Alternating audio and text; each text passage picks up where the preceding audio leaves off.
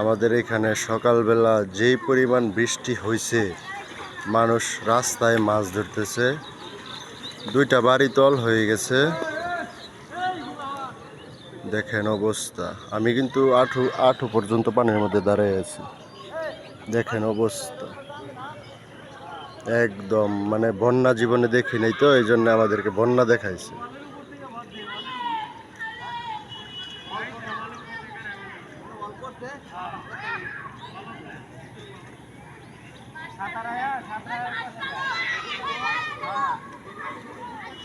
এনো এনো ওয়ালও আছে, মাটিও উড়াইল আছে।